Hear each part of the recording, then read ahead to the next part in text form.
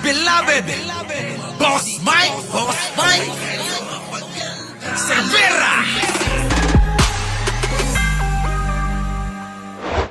Ma'am, napansin ko lang 2 beses niyong nabanggit na mas mabuti pa ngang magtrabaho na lang kaysa magbakasyon. Who are you referring to, ma'am? Mayroon ka bang pinatutungkulan na tao dito sa nagbabakasyon ngayon? Ulitin natin para inyong maunawaan mga kababayan ko ha. Ulitin natin ha. Ulitin natin. Eto na ha. Eto na. Eto na, scramble ha. Dinaan mo, Boss Mike, sa katuwaan ang vlog mo. Pero siyempre, eto na mga kababayan ha. Eto na mga kababayan ko. Pasok! Matindi to mga kababayan. Pasaring ng Malacanang. Pasok!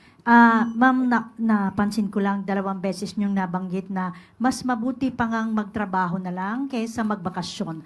Who are you referring to, ma'am? Mayroon ka bang pinatutungkulan na tao dito sa nagbabakasyon ngayon?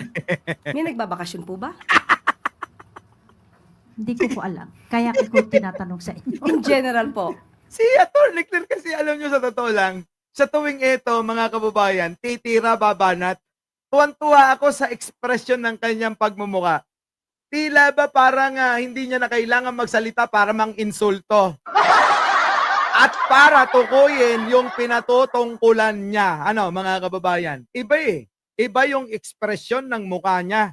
Hindi niya na kailangan na mang-insulto pa. At hindi niya na rin kailangan na patungkulan, sabihin, banggitin kung sino man ang tinutukoy niya. Ano? Di ba? Ha? Matindi, no? Eto na, mga kababayan ko. Pasok. Kulang na tao dito sa nagbabakasyon ngayon? May nagbabakasyon po ba? Hindi ko po alam. Kaya ko tinatanong sa inyo. In general po. Ang Pangulo po, aksyon, aksyon, at aksyon. Yon. Hindi bakasyon. Yon. Yan po lagi ang ginagawa ng ating Pangulo.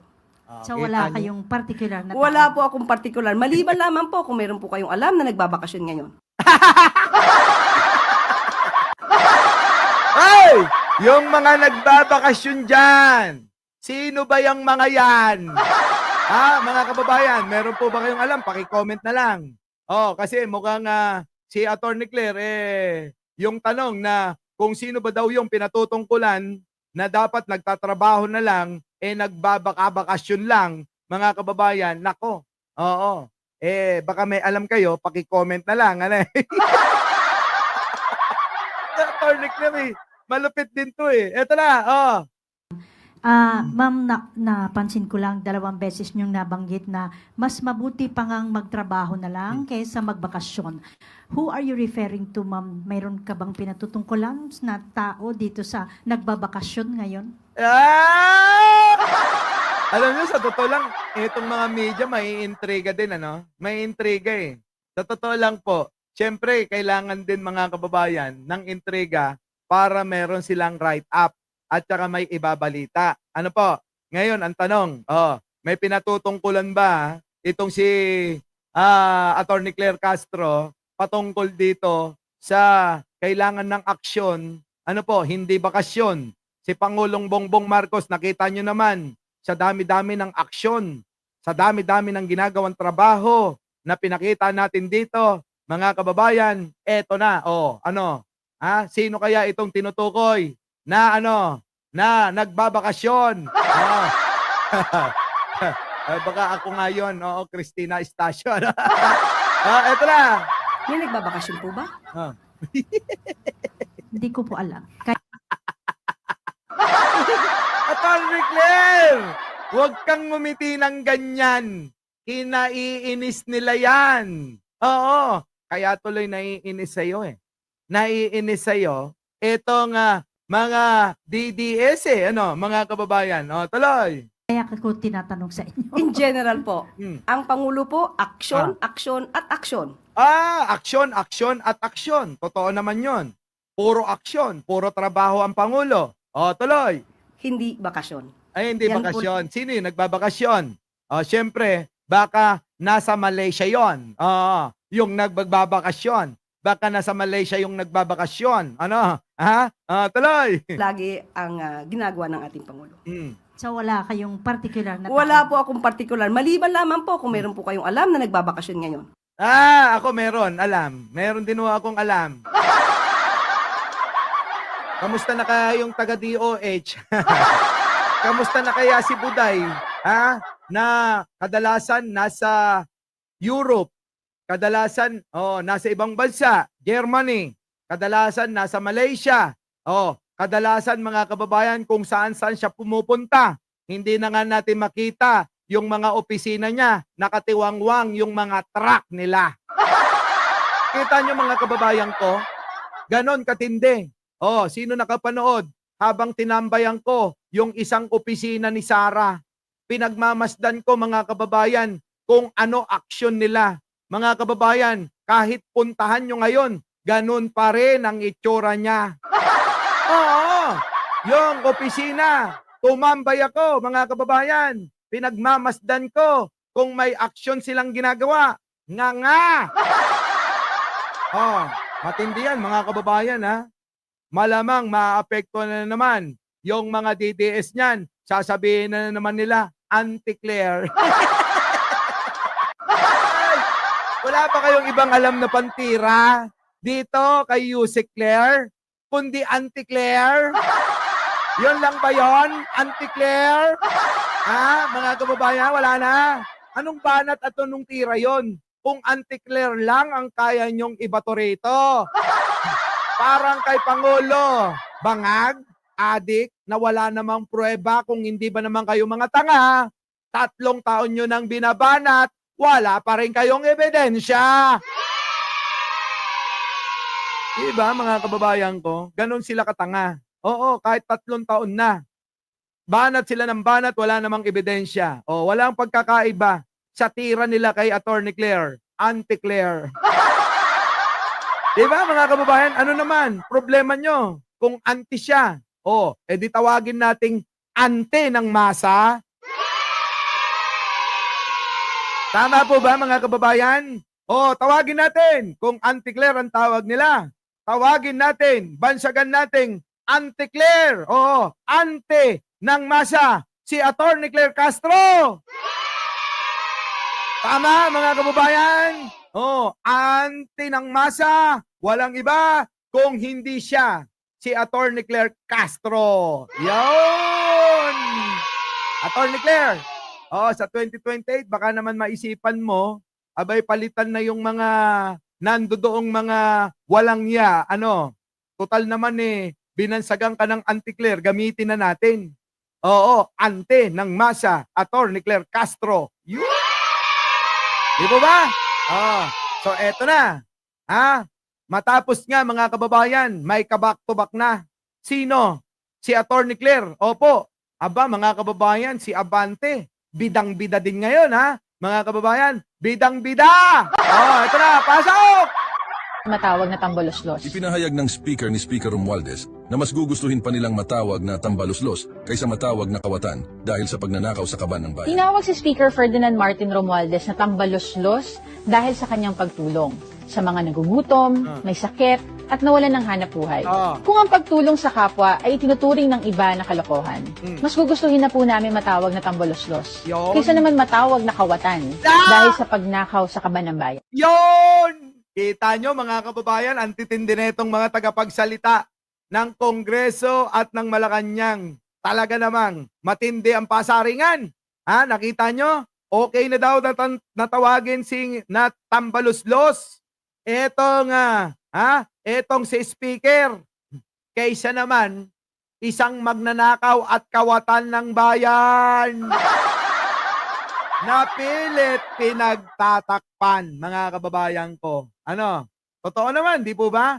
Back to back. Oo. Nino? Ni Attorney Claire ito. Sino? Si Princess Abante, tagapagsalita ng Kongreso. Pakinggan po ninyo yung banat. Pasok! Mas gugustuhin na po namin matawag na tambaloslos. Ipinahayag ng speaker ni Speaker Mas gugustuhin na namin na tawaging tambaloslos. Romualdez na mas gugustuhin pa nilang matawag na tambaloslos kaysa matawag na kawatan dahil Kita nyo? Mas gugustuhin na nilang tawaging tambaloslos kaysa matawag na kawatan magnanakaw tulad ni Boday. si Buday na pinipilit nilang pagtakpan yung pagnanakaw niyan. Kasi, mga kababayan, alam nyo na, gusto pa nilang gawin na maging presidente yung magnanakaw. Etong mga 18 senador. Malamang po mga kababayan, iisa likaw ng mga bituka. At kapag inamoy nyo yung mga yan, iisa lang ang amoy, malansa. Opo, mga kababayan ko, ha? Nandyan na si Papa Trix. Sa mga hindi pa nakakapag-subscribe dito, ha, mga kababayan, baka naman ho. Oo. Sige, ganito na lang. Huwag nyo na ho akong isubscribe. Opo, ha? Subscribe nyo na ho si Papa Trix. Okay lang ba? Okay na ba yun? Opo. Siya na lang ho. Opo. Okay ba? Sige, hayaan mo na, Pachuchay. Kukunti lang yung nagla-like sa atin. Oo, natutuwa lang sila. Pero hindi naman talaga nila tayo gusto. Ganun yun. Parang yung jowa nyo. Diba? Kailangan lang kayo pero hindi naman kayo yung mahal. Hey! Mga kababayan, grabe naman kayo sa akin. Kailangan nyo lang ako pero hindi nyo naman ako mahal. Kailangan nyo lang ako kasi gusto nyo maging masaya kayo at mapangiti at halakhak ko kayo.